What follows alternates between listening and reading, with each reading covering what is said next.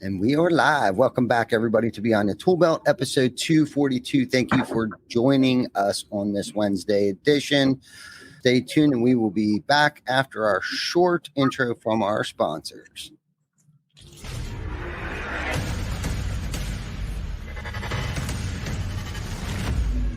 GC Backer. Roofing, siding, windows, gutters, solar. Roofing, siding, windows, gutters, solar. GC Backer.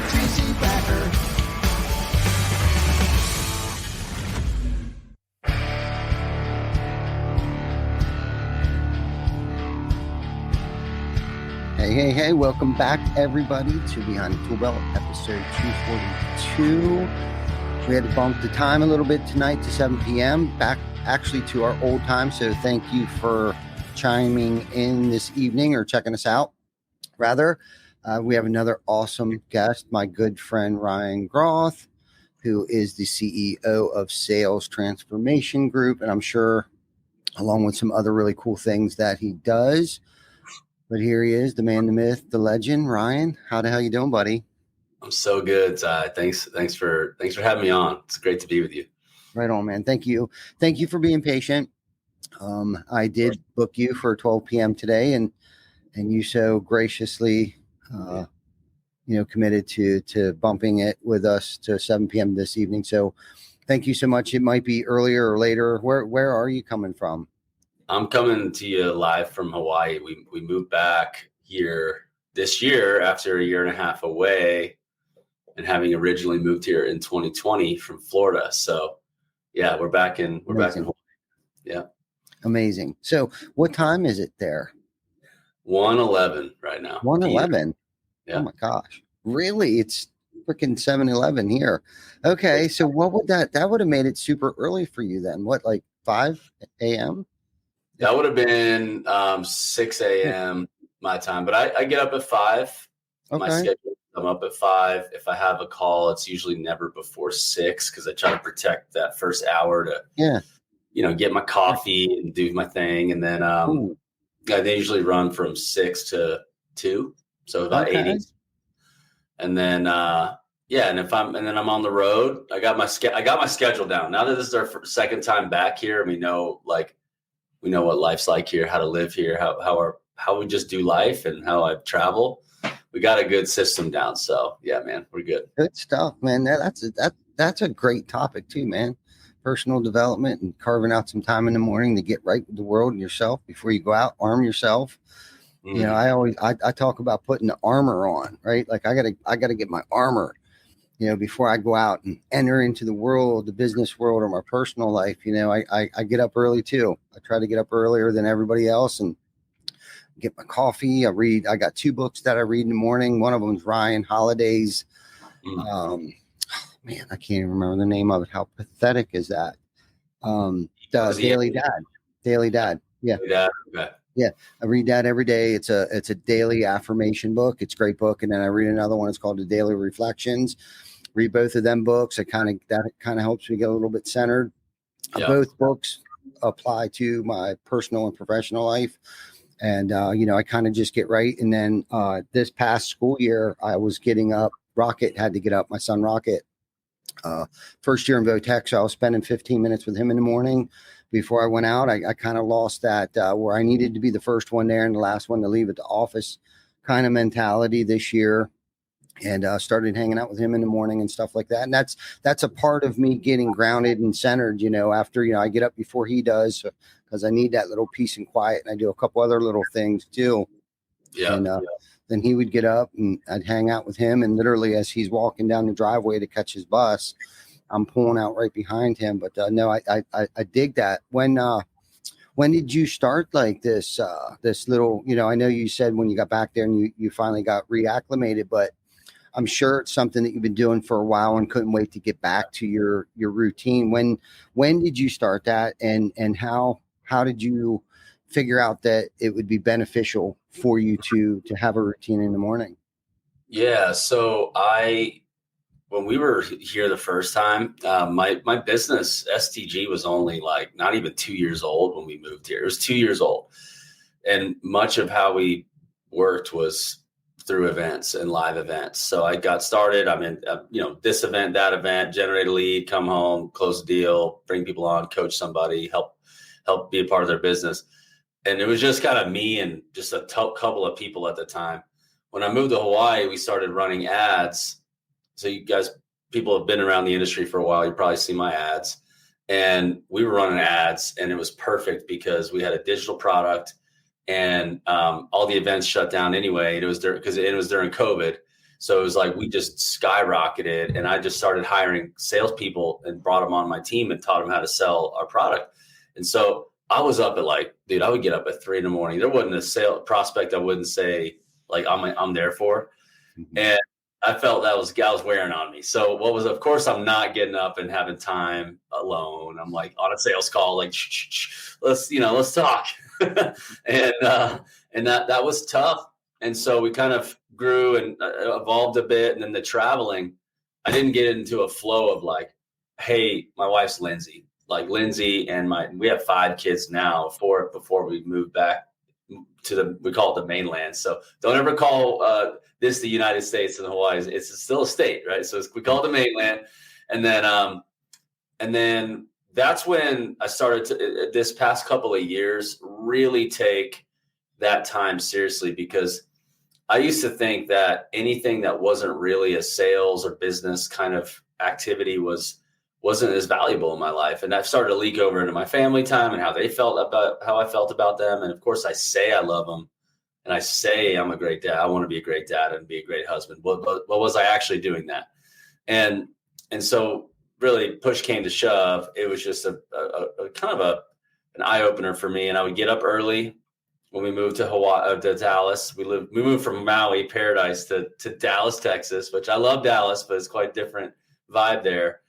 And I would get up at like 5, go to the lake, White Rock Lake down there in East Dallas, and I would just have quiet time. And then I'd go to the gym because the world hadn't woken up yet, and I'd go to CrossFit. And then I'm in like 7:30, 8:30, locked in.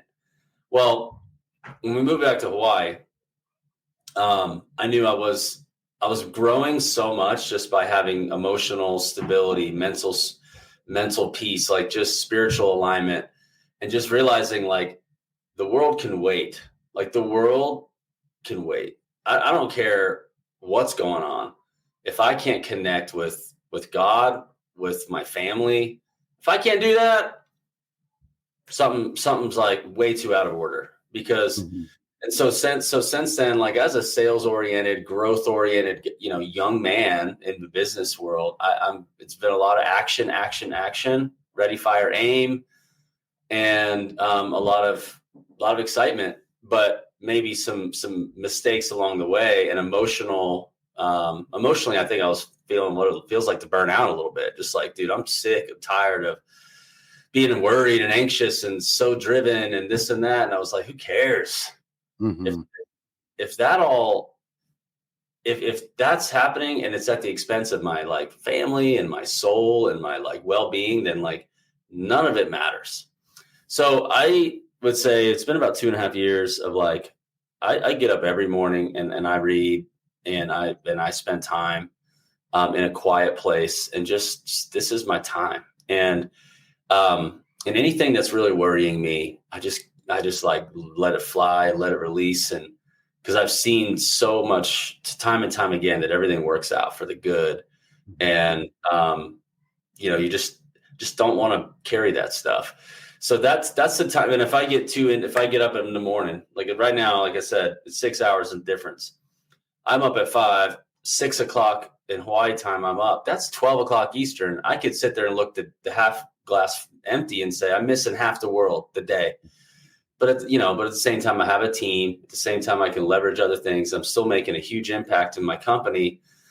And, but I'm like, I'm not going to get up at 4 or 3 or 2. Will I once in a blue?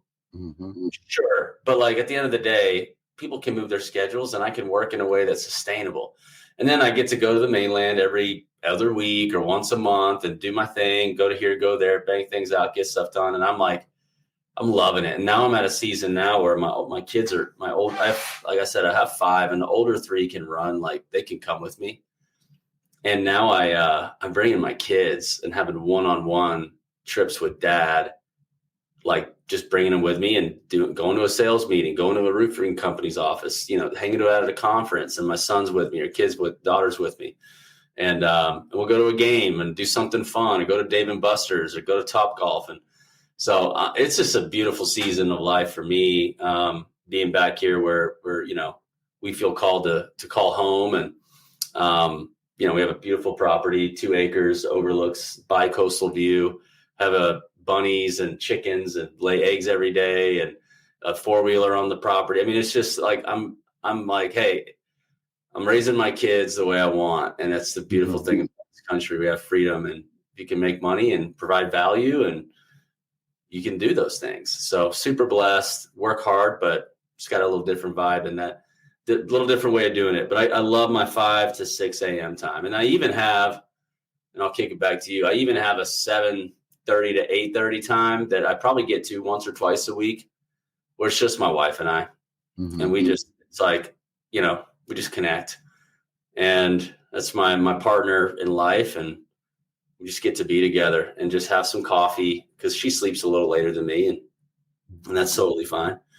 And yeah, man, it's good. So routines are powerful. They're really important. And if you don't have one, you're just at the mercy of whatever. And then you can't stay grounded and sustain what it is you're trying to do. Yeah, for sure. Now I can agree with that, because I think without my routine, I feel like things become unmanageable. Even if it's just the 6 inches between my ears, that becomes unmanageable. And usually that's what it is. My perspective on things is a little screwed up, and everything out here on the exterior is exactly the way that it's supposed to be, and it's going exactly the way it's supposed to go, and things like that. And I try to get in there and try to control things a little too often. But man, you touched on a lot of great topics.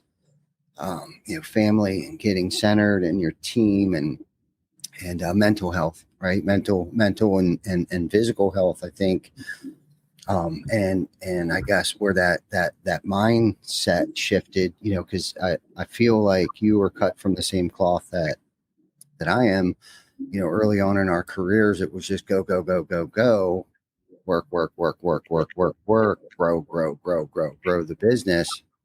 And when I got home, and still I still am guilty of this, but I'm better at it because I'm aware of it. But by the time I would get home, my family would just get the fumes, right? Yeah.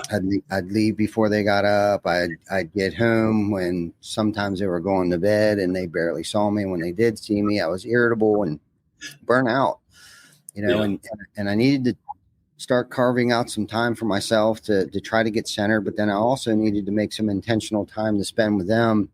And I like how you said that, you'll have coffee in the morning. Jana and I do date night on Tuesdays. And sometimes we do it on Wednesdays as well, because now that we do the podcast at 12 noon, our Wednesday nights aren't held hostage anymore, because for 242 weeks in a row, we've done this podcast without missing one. So no matter if we were on vacation, and and that's the thing too. I mean, picking, choosing, and having the right significant other too, I mean, has been a huge benefit. For me, at least. She's been my ride or die, my rock, and has been on this crazy journey with me through my mental and physical, turmoils and my struggles. And most of those struggles were with myself. But yeah. I think by reading a lot of stuff, I read a lot. I study leadership. I study marketing, and I'm real specific on the things, not just general. I try to really dive into and master, and I'll never master leadership or marketing or things like that. I'll always remain a student. And I've learned that too, through reading and listening and going to events and things like that. And, because I've been able to surround myself with a good team, like it sounds like you have too. I have and still do struggle with letting go of certain things. But when I do, just like this week here, we're out of town, and down at our other place here, we actually have, so we don't go on vacation in my family. Everything's work related stuff. Jana will travel with us. We do go on vacations, but she was just saying, we're never on vacation. She wasn't bitching at me. She was actually, we were laughing at each other because everywhere we go, there's something we'll go there, but there's always a work related thing. So I call it the work-life blend. We've gotten a lot better about the work-life blend. And, but anyhow, she's been a rock. That's, we've been together. I've known her for 30 plus years, since we were just little kids and timing was off, but we've been together now for about 14, coming up on 15 years now. But being able to let go of things, right, with the team, that's where I was going with that is the team that we have today. And I heard you mention, your team and stuff like that. And they're probably, between the East Coast, West Coast, and you're still probably a good 4 or 5 hours difference from them people. So let's talk a little bit. Let's dive a little deeper on the letting go process. Cause like I said, I think you're kind of cut from the same cloth. Like how have you been able to like let go and delegate certain things and trust that it's getting done? And not just that, how have you been able to choose the right people? So 2-part question here. Like, are you still struggling with letting go, or when was that pivot for you? It's like, hey, if we want to grow and I don't want to burn out, I need to start, delegating certain things. Yeah, it's great question. Lots to cover. I want to talk the first big word I want to talk about is the word trust. Yeah. As a go guy, high performer, an opinionated visionary, like want to change the world, like you, you're going to struggle. We're going to struggle working with people if we don't trust them. That was me. And I think it probably has like child wound stuff I got going on, stuff with that, all that going back. But like, let's just talk about, you mentioned team, but let me just rewind real quick. Yep, do it. The first team we got to build is our family team, our first team. And you and Jana, me and Lindsay, we are partners. I am not the king and she's somewhere else. Like we're side by side, equal part, like going to war together, going against the battles of evil, against our society, against our family, against our mind, against our relationships, things that want to shut us down. We're at war together. And so that unity is so key. And so for my wife to trust me and for me to trust my wife, where we believe the best about where we're going together onto the direction we're headed, because as sales leaders, salespeople, owners, whoever we are, like if you are trying to go a direction and your spouse is like bummed and you guys are struggling at home, you're going to have massive issues. And, I just said, I don't want to be on the wrong side of that statistic. Not to say that people who have divorce, I don't condemn that. I'm just not going to let it happen. And I'm not going to pull that card. So we worked through some struggles. Yesterday was 13 years married, my wife and I, and just super grateful for her. I'm more in love with her than ever. And we've gone through the gauntlet, and I'm super blessed. So wanted to say that first. You got to get that team on board. The second thing that needs to be on board is I think that people can lead with a ton of charisma. You could sell people with charisma. You can get people to buy into your vision and be charismatic and to be gifted and to be convincing and to be bold. And all those things are amazing. But typically, if somebody has a lot of that, they lack humility. And humility is something I've been learning for a long time. But like, I think humility is so different than like charisma, which can come through as arrogance. So like you can have confidence and be humble, but you can also have confidence with arrogance. You can't have humility and arrogance. And so typically if somebody's really arrogant, they're probably super charismatic. Like they're really gifted and really good at like sucking people into the vortex of them, like getting people locked in on them, right? That's usually a character trait of that. So in order to actually lead a team that you trust, you have to be humble. And therefore, but you still have to have confidence in your direction. So now it's like, I'm confident because I know I'm going to be committed to getting it done. That's where a lot of people are like, no, I'm confident because I'm going to figure it out. How many of us have been there, right? Then to go and say, I'm confident that me and my team, we're going to crush this together. And there's a difference. And I struggled with that because I didn't have trust in some teammates. All of us have. If anybody's run a business, you struggle with this. So don't act like I'm the only one. But really where I'm going with this is if you trust your team and you believe in them and you're willing to give them the credit, then you can actually build a great team. I've seen many a leader hire people that are on their team that when they do something, the leader takes the credit. So therefore, they still have that arrogant way of going about them where they're charismatic. But look what I did. Look what I accomplished with my company. And so I don't think that anybody can truly lead with humility and create a place where we are getting somewhere with credit associated to other people, promoting and lifting up others. If you haven't experienced some sort of major pain and you haven't learned how to, like what I call walk with a limp, where there's been enough pain in my entrepreneurial journey where the pain is killed the ambition that created arrogance and spurred on the charisma that I have. And I'm like, no, dude, I just want to, I'm cool with that being dead. That part of me being dead. And the fear for charismatic visionary type leaders that are driven is that if I say that, I'm done. And that's not true. What's amazing is that who you are doesn't actually change. But if you have more people around you and you walk a little slower with a little bit more of a limp and you have more wisdom, you are so much more powerful of a leader. And you're going to be able to create an organization. And that's what I currently have been just coming out of as a season of pain, a season of struggle, a season of brokenness, a season of becoming, really broken and really broken. Like I'm not self-assured in and of myself. I'm self-assured. I'm assured because, and I have confidence because of my creator, because of my wife, because of the people who I love and love me, my team. And man, it's something powerful when you have leaders on your team who've been in the foxhole with you when things have been tough and they are still looking at you like, what are you going to do? Take the credit when you guys succeed again? And that's wrong. That's wrong.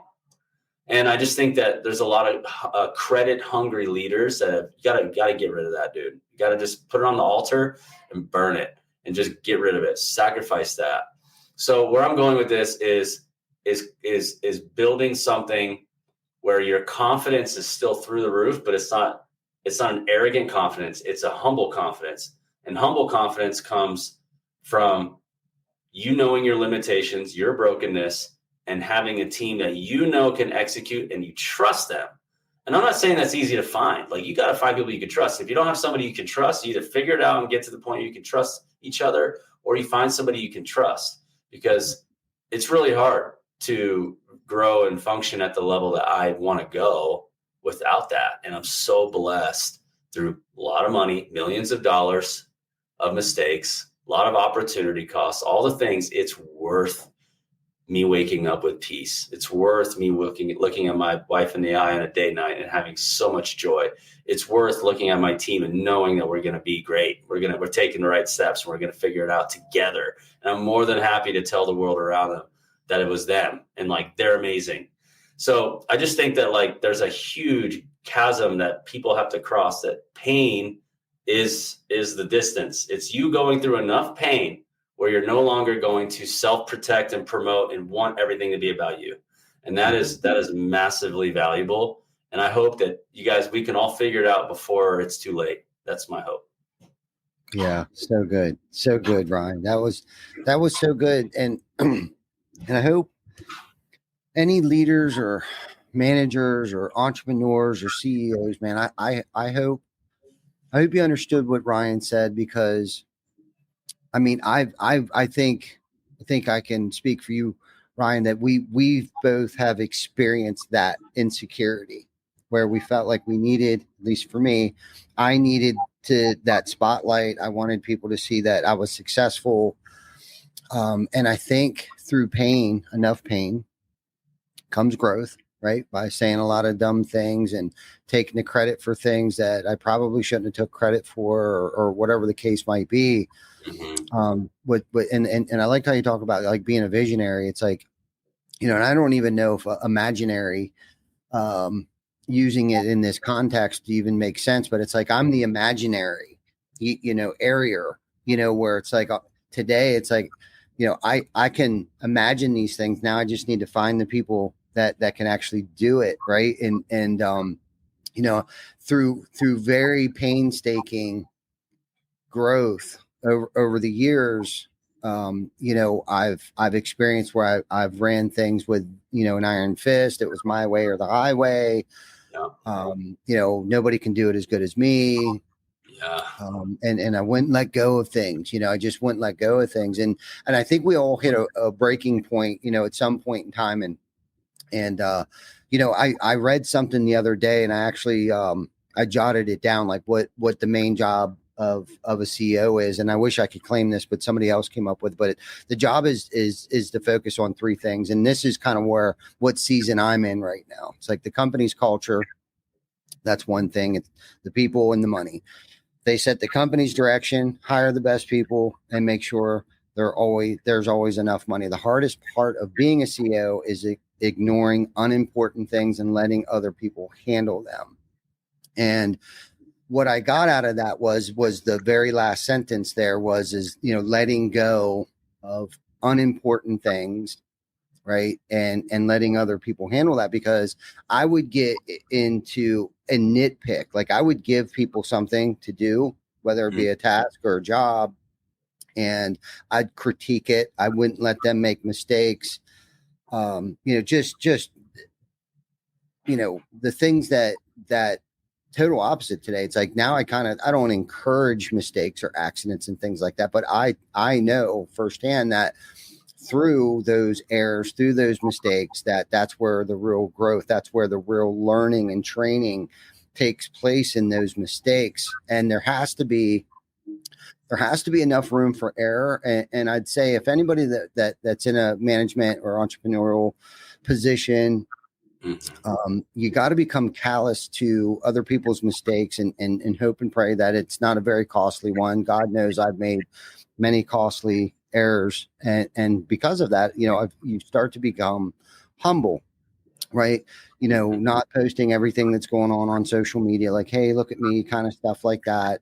And I'm actually kind of pretty good at that or bad at it, because there's probably a lot of things that I should be promoting on social media that I don't. And I think I get caught up in some of that. Am I being humble or am I hiding? Kind of thing. It's definitely a fine line to walk, right? It's good though. It's even a line that you're thinking about though, because some people don't even have it on their radar, right? It's like, yeah. With the insecurities, and I think a lot of that insecurity, it could have been from childhood stuff. It could have been, that's things that I had to work through, in my early, adult years. And even now I'm still working through some stuff that's like, that self-mastery, that time that, going back to that time I take in the morning and meditating, and I pray, and I'm not afraid to say it. I meditate and I pray and I read, and I do things like that to try to like figure out why I am the way that I am. Why am I so high strung? Why do I suffer from neurosis? Like all these things that have actually contributed to my professional success, but I also had to learn how to reel that stuff in too, and ball that energy up and use it in other facets of my life. Which isn't always easy. It's like, because I'm a firm believer, and it's funny how this catchphrase is starting to become popular now. And I've said it, I probably used to say it wrong all the time, but it's how you do anything is how you do everything. And I think the actual saying is how you do one thing is how you do everything. But I've lived by that. Like my truck, if my truck is a dumpster fire, my office, my desk probably looks like a dumpster fire, which means my mind is probably a cluttered mess too. So it's like I'm a firm believer on, keeping my truck clean, try to keep my desk as neat as possible, and decluttering things, right? Like I'm going through this thing right now where it's like I have too many t-shirts to choose from in the morning. Like I only wear 5 shirts throughout the course of the week and probably 5 in the evening. And like the rest of it has to go. And Jana's probably listening. She's probably wondering when the hell this is all going to go down. But I'm getting to that point where it's like, I'm so down for simplicity. I don't give a shit if I get the props on something. You know what I mean? I really don't care anymore. And it's almost like all that time and that energy that I wasted to try to get the spotlight and try to take the credit for things. It's almost like like I burnt so many calories worrying about that stupid stuff. And it's like, I think it comes with age, and I think it comes with maturity. Yeah. And of course, making a lot of mistakes and doing things the wrong way. But no, this is a great topic, and the team thing, right? Building a trusting team, but not just that. The one thing that I want to try to like add to what you were saying with the trust, you also got to vibe with those people, right? Because you probably spend a lot of time with those people, sometimes a lot more time with them than you do your own family. So you got to make sure that these people, your team, your co-leaders, right? Like your teammates, they're not employees. We don't even call our team employees. We're teammates and co-leaders, right? And we're here to help lift each other up and create other co-leaders within the organization. And when you can create a culture like that, and you're vibing, because there's people out there, and this is the thing when it comes to self-mastery, I know who sucks my energy from me, and I know who gives me energy today. Right. And that's, once you can start dialing that thing in, it's like certain people I can only take for about 10 minutes. It's like, okay, I'm done. You have a good day or whatever. I figure out my escape route. However that may be at times. And I try not to be rude about it, but look, my time is valuable. I actually take I take my time more serious today than I did before too. I think that came again with a little more maturity and that good stuff. So anyhow, and is there anything else that you want to elaborate on that topic there? Yeah, I think that like what we're talking about is letting teammates make mistakes, right? And like then wisdom and experience and maturity over time with trust and you vibing with them, they grow. So like I think that when you don't have a lot of experience and all you've experienced is you doing a thing and it working, then what happens is you have this fear. Like the fear is it won't work out, or I'll lose this client, won't get this job, won't make money on this job. And what happens is that muscle that got you going, which is I believe in what I'm doing, is what you're continuing to try to keep for a long time. And that will inhibit you from making mistakes or from allowing your team to make mistakes. And so the fear, though, if you really address the fear, you're like, this fear is making me so anxious and such a control freak and all over everything I'm doing. And I can't let anybody make a mistake. I can't empower my team. I'm criticizing everything, nitpicking everything. And I realized like the fear is actually not that big. You're like, hold on a second. Like if I have my team do something, I've given them responsibility, they're accountable, they're compensated to do the thing well, there's alignment. I think that's really important. You do that. And then you walk away and you let them do your thing, and they maybe make some mistakes or not, but like, just try it. Like try stepping away for 3 or 4 weeks with your team in place and just have a weekly meeting and checking on how they're doing and be available if needed and just give them a chance to breathe, right? Watch the power of you being able to coach them instead of be the one with the idea and tell them what to do, how powerful that is in your relationship with them. And then the skills that actually grow from them being aware of it through your help and making a mistake and coming back on track. The fact that they're able to do that at a high level, decent level, way more often than you, way more frequently than you, and more of them can be replicated and you're not having to do it. Now you're actually scaling and growing the team. And then you're like, almost become addicted to delegation. Like I'm at a place where I'm like, so love to delegate, where I'm like, Now I'm having to kind of be reeled back from like delegating like crazy to, hey, I still need to stay connected. I still need to have a relationship. I still want to stay in it with them, because sure, there's going to be things they're going to miss. But dude, 5 years ago, I wouldn't have been in like, they're going to miss something. I can't let them do it. Now it's like, dude, they're totally going to miss something. It's okay. But if you completely delegate and empower and don't have any connection, then the thing you were afraid of, you just don't even like think about. And then like, you still got to address problems with people. So get in there with them, but trust them. And man, that is a powerful thing. And the source of what holds us back from that is fear. Like, okay, so let's just pretend your business completely stops today and it's over and you have to go bankrupt. And you go down this path, you're like, okay, hold on, that would be bad, sure. But then you're like, hold on a second. But I probably could start another one with more experience and do fine. And I would learn a lot. I'd do way more, have more success this time. And then you go down this path, and then you're like, the reality is it's not even going to get that bad in the first place. So I just went down a really long image of what could happen. And even when I did that, I was like, you know what's okay. It's all good. And then you're like, hey, hang on. It's probably not even going to be close to that bad. So, I have nothing to really be freaking out about and being afraid of. And then, for me, I combine the faithfulness of God and just how he's been so good, and that strengthened my trust with him. Now I'm like, I'm so okay. And like, because I'm okay, I lead differently. I think differently. I treat my family differently. That's just a little bit of my journey of like, I think it's fear is what the source of why people think it or act like that. It's fear. Controlling comes from fear. You self-promote, self-preservation. It's because you have fear. If I don't promote myself, then I'm not significant. And because I'm not significant, I'm not valuable. Then it's, those things. What? Like, hold on, let's get down to it. What is it? It's fear. And I think that, when you find sources of, you just find a way to mitigate that fear. You're like, okay, what's good? I think fear is healthy to a degree. Mm-hmm. If you're living in constant fear and anxiety as an entrepreneur, as an owner, dude, like, it's not fun. And some people have massive amounts of capacity and can do 40, 50, 60 million and still live in fear, and they're still doing it. But some people burn out at 1 million. They're like, I just can't figure this out. Mm-hmm. I don't think that if you're living at 50, 60 million in constant anxiety and fear, that you're that successful of a person.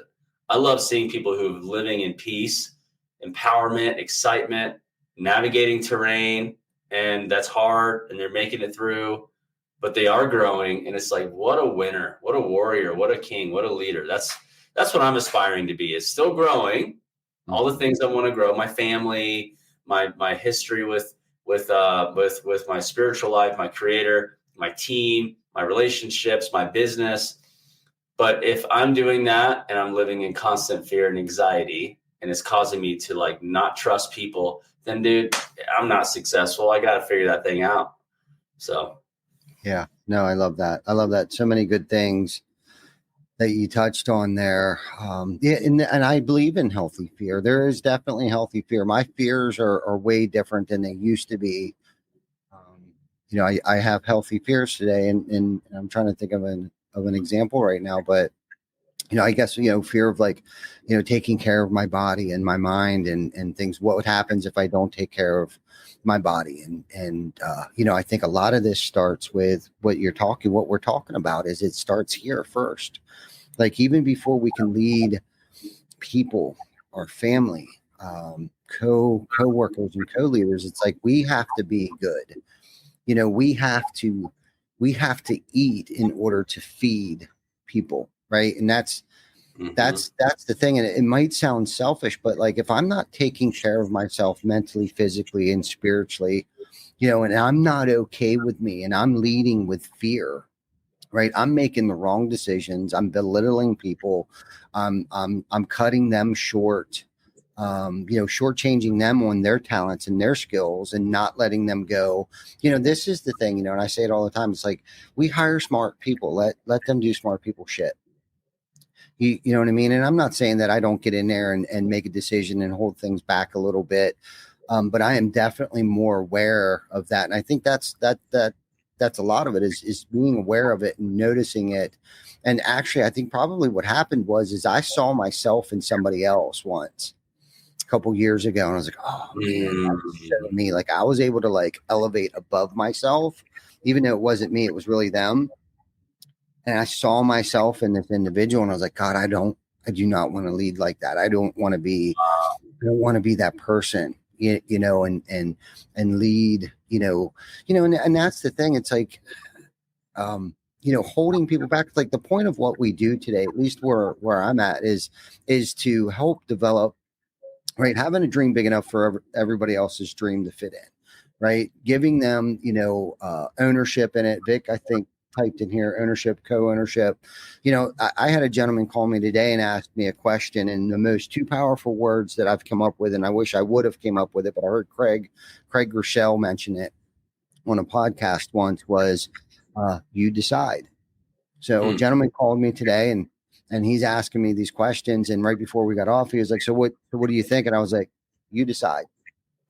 And I could just tell by the tone in his voice, he was like, oh, okay, really? Like, yeah, man, you got this. You decide, right? That is some of the most powerful stuff, that empowerment that you can give people, that sense of belonging and ownership and stuff. It's like, hey, this dude's going to trust me. I mean, like when he sees you looking at you and you say you decide, he doesn't see any bit of fear in your eyes. He doesn't hear any bit of fear coming from you. And so what does that do for him?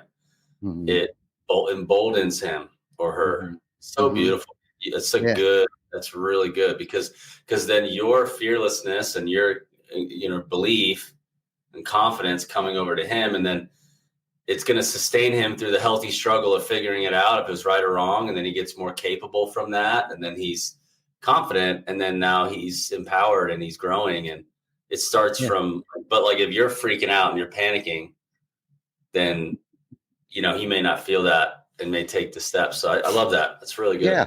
Yeah, and that's a good place too. You can practice that at home. Like, so we had a situation where Rocket and I'm fishing with my son this week with our boat neighbor and his son-in-law. And when we got to the house, we haven't been here for a while. It's probably about a month. And we had an ant issue when we got here. And I mean, it was like a horror story, freaking cartoon flick of the amount of ants that were on the kitchen table and in our snacks, and we must have been thinking we were coming right back or something, because I mean there was ants everywhere. And I even thought to myself, and I even said to him, I was like, look, sometimes you just got to roll your sleeves up and just take care of business, right?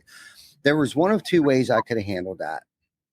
I could have freaked out, I could have panicked, I could have called Jana, right? I could have said, Jenny, you need to get down here, or whatever the case, handled it very poorly. Well, instantaneously, I just kind of went in there. I got the trash can. I pulled the trash can over there. I started to throw the half-eaten Oreo bag of cookies away and all the stuff that I shouldn't be eating anyhow. And I think that was going through my mind anyhow when I was doing that, cleaning up the table. But I was getting it, and I got the Clorox wipes out, and I was cleaning the table, and they were coming up the wall, like literally. Well, long story short, the window must have been cracked open, and somehow they were coming in, climbing up the side of the house, coming in the window, and right there was the kitchen table. And long story short, we just took care of it. Dad didn't panic. Dad didn't freak. And what a valuable lesson that was for him when he comes across something, whether it be in school, whether it be, in life later on in life, he'll think of that. I mean, that was one of those memory making situations. At least I hope it is, for him, that, I didn't panic. I didn't freak out. And I try not to be that way at work. And I'm not saying I still don't have a moment here and there at home or even at work. But it doesn't last as long as it used to. Love that. Same with me, man. More is caught than taught, right? Mm-hmm. Yes. Your son watched, and I'm hoping the same for my sons. And I'm realizing now too, is like, imagine us living and leading with the Truman Show effect, like everybody watching, right? Not that we want that, but just imagine, these young men and women in the industry, or people that are following you, and they maybe admire, you to a degree. Like, what if they were watching you? What if your next salesperson that you promise them, like, if they crush it, they're going to have success here. Mm-hmm. How are they going to, they're looking at you to pull them up, and they're going to be empowered to do it. And it's going to be on them too. But you know what I'm saying? Like it's when you think about what would my pastor think, based on how, when my son broke it's with 5 kids, it's like a daily occurrence, like something's breaking, we got glass everywhere. I mean, we had a glass jar and a sauna we broke down to throw away at the dump. That door crashed and broke apart within like an hour. It's just it's normal. So I think I love what you just said, and I think I'm there with you. They happen less often, right? The freak out moments, and fires are going to happen. It's leadership, and I love talking about leadership. Me too. And it's a great thing, and so with what we do at our company is we help owners and sales leaders and salespeople. We have a training and coaching platform. It's a place where they can learn, and much of the sales organization is predicated upon that leadership, the owner, the sales leader, and then the salesperson leading themselves, ultimately leading prospects to make decisions. So we're all leaders, but some just have more power and authority than others.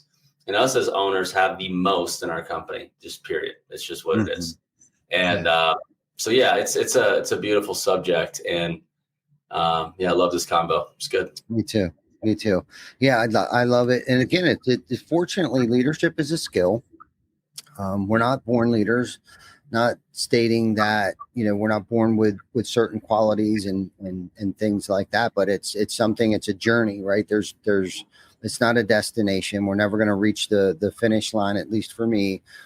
I'm going to remain a student of leadership and try to develop as many leaders as I possibly can and have an impact on as many people as I possibly can. And I truly believe today that that's probably, along with something that you mentioned earlier, is the biggest flex that you could potentially have, along with being happy and humble. Like you said earlier, like, if I'm living in fear and paranoia, doing $60 million a year, that's not very successful. Right. It's not.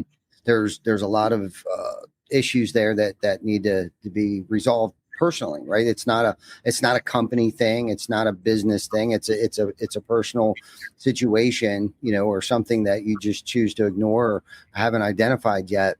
And I don't want to live in fear today. We haven't come this far, right?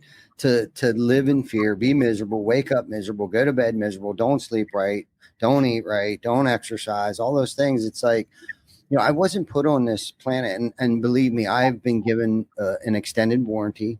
I believe that I'm on borrowed time, and it's like, what have I chosen to do with that time? Am I going to take it for granted, or am I going to make the best use of that time that I've been extended to be on this earth? And I think that I've been chosen to have as much impact as I possibly can on as many people's lives.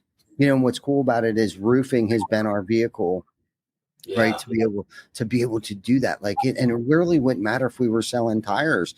It just happens to be roofing. And I love this industry. I love the fact that, that it's found me. It really did. It found me. I didn't find it. Like I just, stumbled in one day and boom, there it was. Now I'm a roofer. Right.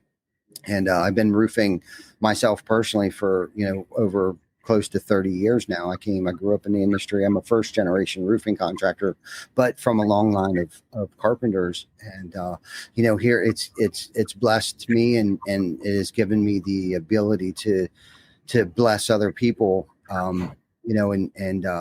It's great that once I can step out of self and realize that this is way bigger than me, and this is about everybody else, and I just need to get out of the way and kind of let things go the way that they're supposed to go. And all I need to really do, I don't need to be the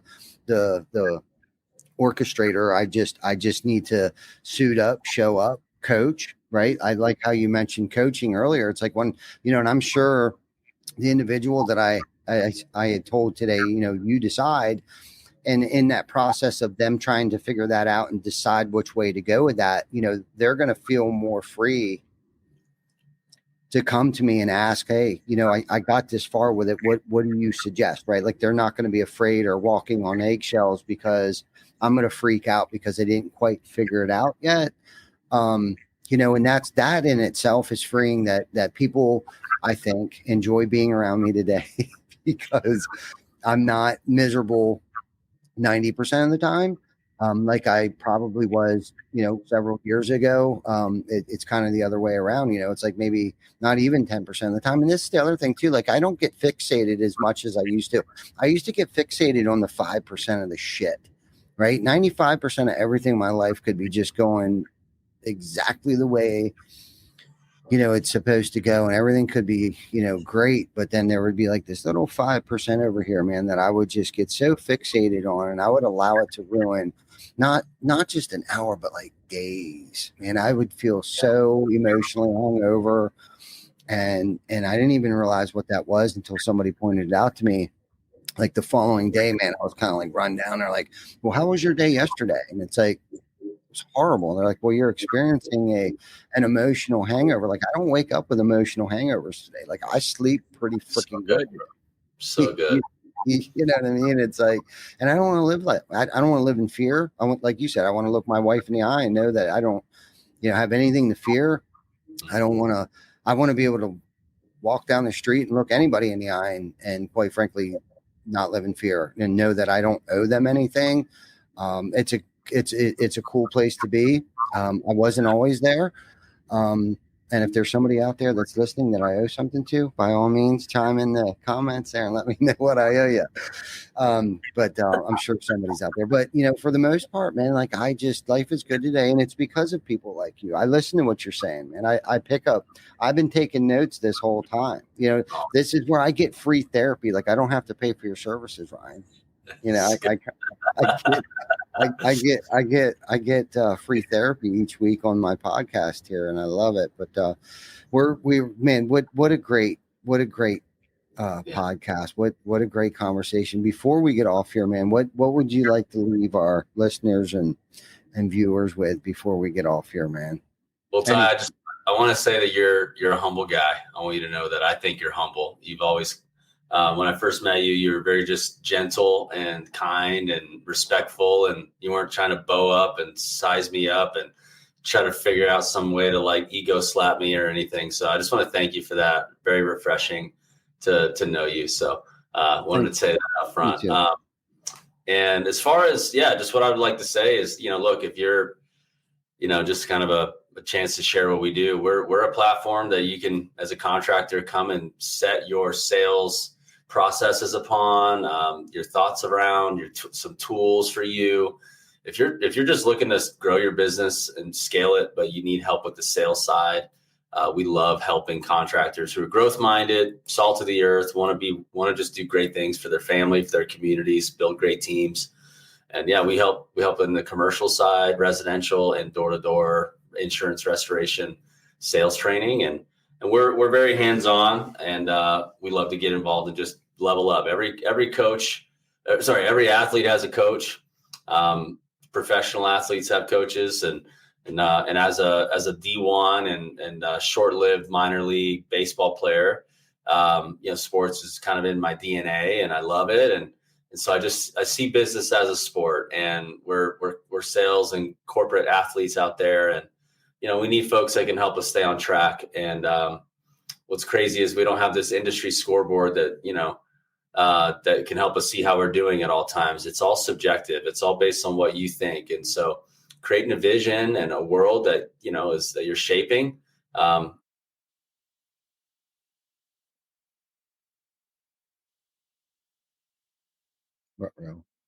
Lost him. Well, we'll wait here for a minute and see if he comes back. There he is. There you are. How long was that up for? 30 seconds, maybe 15, 30 seconds. Yeah.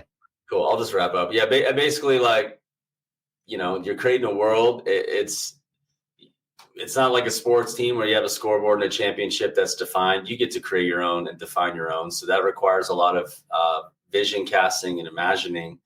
And that ultimately, as an owner, it's a direct reflection of you and what your spouse are talking about and what you're creating. And it's just really cool. I just love business because you get to take this.